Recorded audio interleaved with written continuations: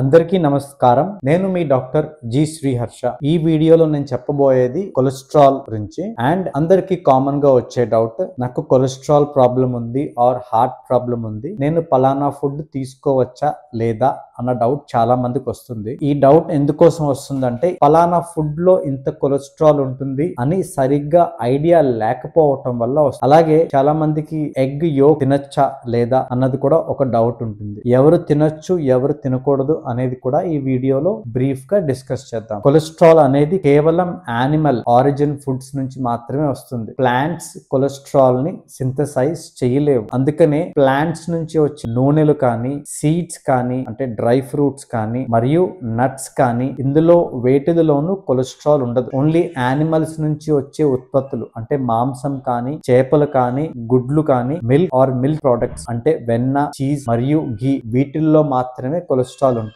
ఏ foods లో ఎంత cholesterol ఉంటుందో డీటెయిల్డ్ గా ఈ వీడియోలో చూద్దాం. మనం ఈ వీడియోలో హైయెస్ట్ నుంచి లోయెస్ట్ వరకు వెళదాం. సాధారణంగా మనం పోలిస్తే యానిమల్ ఆర్గన్ మీట్స్ అంటాం. అంటే యానిమల్స్ యొక్క organs, liver, kidney, heart, brain లో సాధారణంగా కొలెస్ట్రాల్ కంటెంట్ ఎక్కువ ఉంటుంది మజిల్ తో పోల్చుకుంటే. సో ఇప్పుడు నేను చెప్పబోయేది ప్రతి 100 గ్రాముల అమౌంట్ కి ఎంత కొలెస్ట్రాల్ ఉంటుందో నేను చెప్తాను. యానిమల్స్ యొక్క బ్రెయిన్ చాలా మంది ఇష్టంగా బేజా ఫ్రై అని, అంటే మేక బ్రెయిన్ కి, అందులో 100 గ్రామ్స్ లో సుమారుగా మీకు 3000 మిల్లీగ్రామ్స్ అంటే 3 గ్రాముల కొలెస్ట్రాల్ ఉంటుంది. 100 గ్రామ్స్ బేజా ఎవరైనా తిన్నట్టయితే గనక వాళ్ళకి ఇన్స్టెంట్ గా 3000 మిల్లీగ్రామ్స్ కొలెస్ట్రాల్ చేరిపోతుంది వాళ్ళ బాడీలో. అలాగే నెక్స్ట్ మనకి egg yolks, 100 gram egg yolk లో సుమారుగా 1100 మిల్లీగ్రాముల కొలెస్ట్రాల్ ఉంటుంది. 100 గ్రామ్స్ ఎగ్, మనం 100 గ్రామ్ హోల్ ఎగ్ తీసుకున్నట్టయితే అందులో సుమారుగా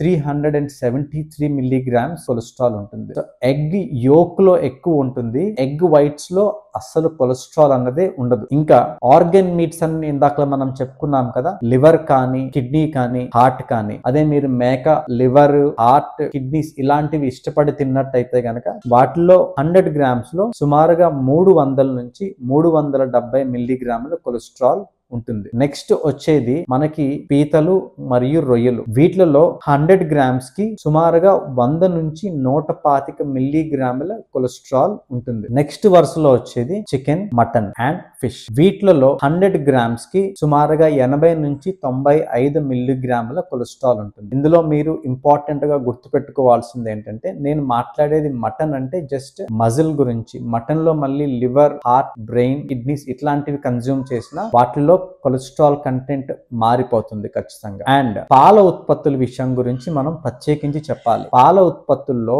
మనం రొటీన్ గా వాడేది బటర్ అంటే వెన్న, చీజ్, మిల్క్ మరియు ఘీ. 100 గ్రామ్స్ ఘీలో అత్యధికంగా మనకి కొలెస్ట్రాల్ కంటెంట్ ఉంటుంది. అంటే పాల ఉత్పత్తుల్లో కల్లా ఘీ, నెయ్యిలో అత్యధికంగా కొలెస్ట్రాల్ కంటెంట్ ఉంటుంది. పాల ఉత్పత్తుల్లో నెయ్యి అండ్ మరియు వెన్నలో అత్యధికంగా కొలెస్ట్రాల్ కంటెంట్ ఉంటుంది. 100 గ్రాముల నెయ్యిలో సుమారుగా 270 మిల్లీగ్రాముల కొలెస్ట్రాల్ ఉంటుంది. అలాగే వెన్నలో అంటే బటర్ లో సుమారుగా 100 గ్రాముల్లో మీకు 225 మిల్లీగ్రాముల కొలెస్ట్రాల్ ఉంటుంది. గేదె పాలు అయితే 100 ml కి సుమారుగా 10 నుంచి 15 మిల్లీగ్రాముల కొలెస్ట్రాల్.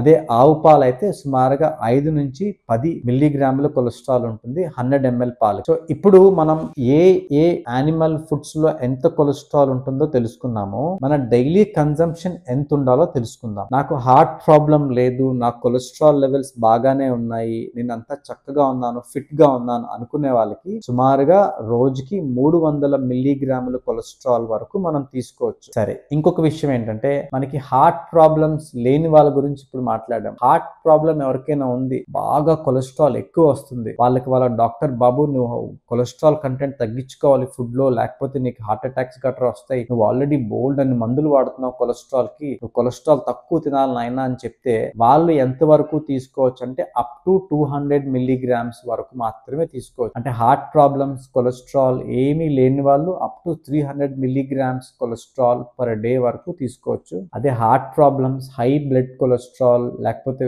స్ట్రోక్ ప్రాబ్లమ్స్, కొలెస్ట్రాల్ మందులు వాడుతూ కూడా కొలెస్ట్రాల్ తగ్గలేనటువంటి వాళ్ళు 200 మిల్లీగ్రామ్స్ వరకు మాత్రమే తీసుకోవాలి. అండ్ ఒక ఎగ్ యోక్ లో సుమారుగా 188 మిల్లీగ్రామ్స్ మాత్రమే ఉంటుంది. మనం ఎగ్ యోక్ మాత్రమే తింటున్నాము, నాకు నా డైట్ లో వేరే విధంగా ఏ కొలెస్ట్రాల్ రావట్లేదు అనుకుంటే మనం ఒక ఎగ్ యోక్ పర్ డే వరకు తీసుకోవచ్చు. కొలెస్ట్రాల్ కంటెంట్ ఏ ఫుడ్ లో ఎంత ఉందో తెలుసుకోవటం వల్ల మన డైట్ ని రెస్ట్రిక్ట్ చేసుకోవచ్చు. ఎస్పెషల్లీ యానిమల్ ఫుడ్స్ ఏవైతే ఉంటాయో అంటే ఆర్గన్ మీట్స్ మరియు ఘీ అంటే నెయ్యికి సంబంధించిన పదార్థాలు అండ్ రోజుకి 1 కన్నా ఎక్కువ ఎగ్ యోక్ కన్జ్యూమ్ చేయనట్టయితే డెఫినెట్లీ మన కొలెస్ట్రాల్ కంట్రోల్లో పెట్టుకోవచ్చు. Thank you.